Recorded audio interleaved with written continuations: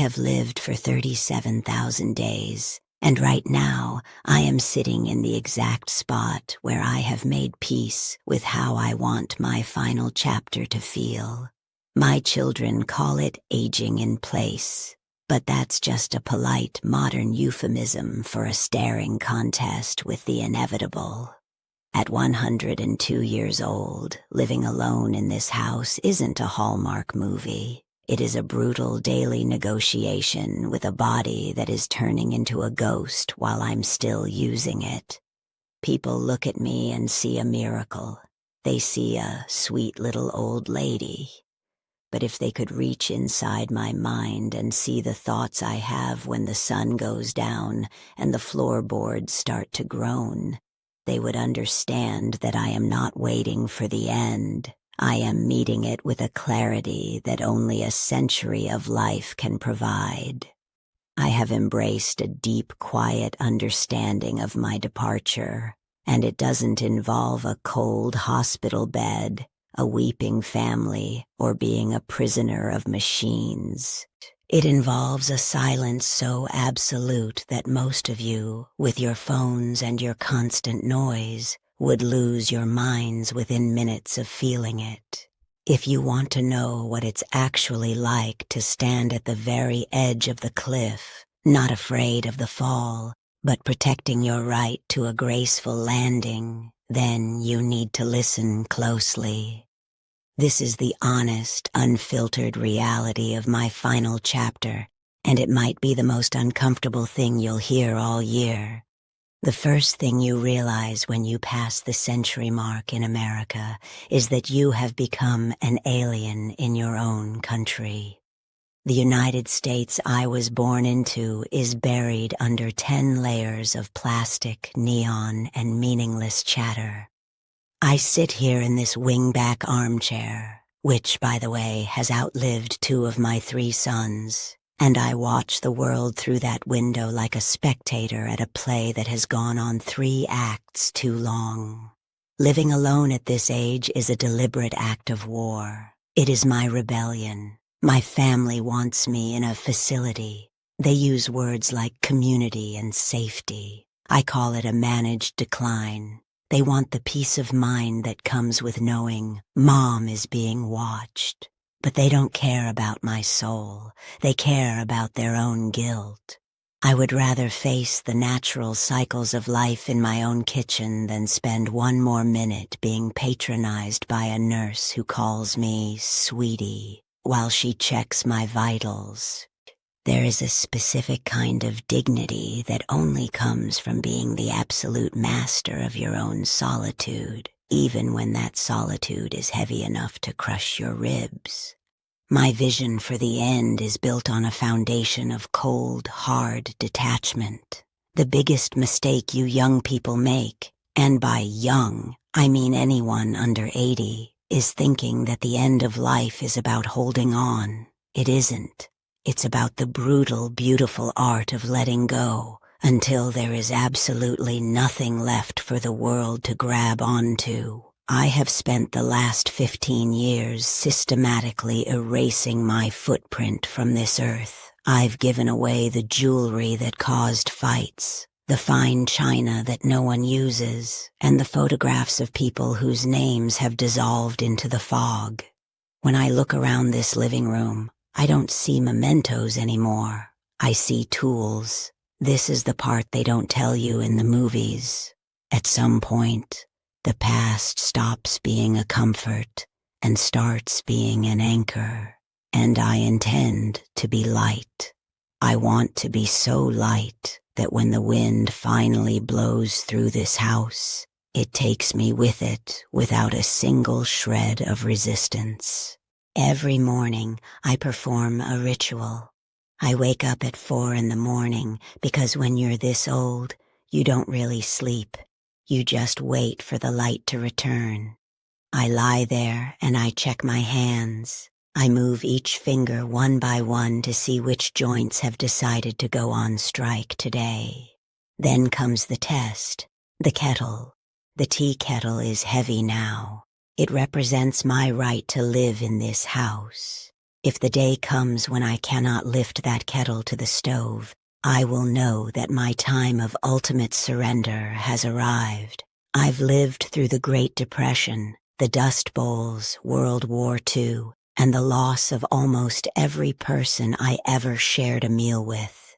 You don't survive a century by being sentimental. You survive by being pragmatic. My state of mind is not a tragedy. It is a sovereignty pact with nature. I have made my peace, and I have prepared my heart. I refuse to be kept functional by a system that fears death more than it values the quality of life. I will not be a breathing shadow. I am a human being, and I will embrace the natural conclusion of my story with my dignity intact. Living alone at 102 makes you a philosopher of the mundane. I can spend 4 hours watching the way the dust motes dance in a single beam of afternoon light. In those tiny specks of dust, I see everything. I see the rise and fall of empires. I see the utter vanity of you young people who think your heartbreak or your career path is the center of the universe. I see the absolute absurdity of the middle-aged people who are working themselves into an early grave to buy things they don't have time to use. I want to scream at you through the glass. It's all going to be dust anyway. Focus on the peace in your heart. But you wouldn't hear me. You're too busy being loud. You're too busy being connected to things that don't matter. Here, in my silence, I have found a peace that is almost terrifying. It's the peace of knowing the script is finished and the performance was enough. See, I hear the whispers when my daughter-in-law visits. She stands in the hallway whispering that I'm talking to the walls and getting confused. I'm not confused. I'm honoring the witnesses of my life. These walls have heard my screams of labor, my drunken laughter in 1946, and the rattling sound of my husband's last breath. They are better company than a society that views the elderly as a problem to be solved or a demographic to be marketed to. My honesty makes people uncomfortable because I am not playing the role of the cuddly grandmother. I am a woman who has looked into the sun for 100 years, and I'm telling you, it's much darker and much brighter than you are prepared to handle. The scarcity of time is the only real currency that exists. At my age, every single hour is a heist. I am stealing time from the universe, and I know the debt collector is standing on the porch. But I intend to be ready before he even knocks. I've made my choices regarding my care. I want the sharp edge of reality, not a pharmaceutical fog that steals the soul before the heart stops. Modern medicine often tries to postpone death at the cost of the human experience. I'm not playing that game. My body is a ruin, and I intend to let the ruin fall naturally, according to the laws of gravity, not the laws of a hospital board. I remember the winter of 1932. We had nothing but a few potatoes and the heat from each other's bodies. People today are terrified of discomfort, but discomfort is where you find out who you are. Living alone now is my final winter. It is cold, yes, and it is quiet. But in this cold, I see things clearly. I see that most of your modern connections are just illusions to keep you from facing the mirror. You are terrified of being alone because you don't like the person you are when the music stops. I've had 70 years to learn to like myself, and let me tell you, it was the hardest work I ever did. It's much easier to work 60 hours a week than it is to sit in a quiet room for 60 minutes with your own thoughts. You fear loneliness, but you should fear losing your soul to the wrong company. By living alone, I keep my meaning intact. I am the one who decides when the curtains are drawn. I am the one who decides what music plays, usually something from the big band era that reminds me that once I was the girl in the red silk dress who could dance until dawn. That girl is still in here, you know. She's just trapped in a cage of wrinkled skin and brittle bone. My perspective on the end is not a tragedy. It's a release. I am looking forward to the moment the cage door finally swings open and the spirit is free to rejoin the stars. Here is a hard truth that you need to swallow.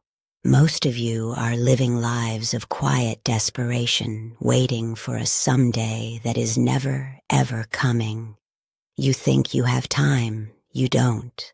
I am the ghost of your future, sitting in this chair, telling you that you will only regret the risks you didn't take and the silences you didn't break. My legacy isn't the money I'm leaving behind, but the fact that I am ending this journey with my eyes wide open. I am not being led to the exit by a leash. I am walking toward it with my head held high. When the time naturally comes, I envision it as a quiet, graceful moment. The sun hitting the rug just so, a small glass of the scotch I've kept for a special occasion, and a final thank you to the universe. I will simply stop pretending that I need to stay for anyone else's comfort. There is a loosening of the grip that happens when you reach this age. It's not a tragedy. It's a completion. Like a book that has been read so many times, the spine is broken and the pages are yellowed. You don't cry when you reach the last page of a great novel. You take a deep breath, you feel the weight of the story, and you close the cover. If you feel pity, keep it to yourself. I don't want it. I have survived a century of global chaos and personal loss. If you feel inspired, be careful. Inspiration is cheap. Action is expensive. My state of mind is the result of a lifetime of choosing truth over comfort.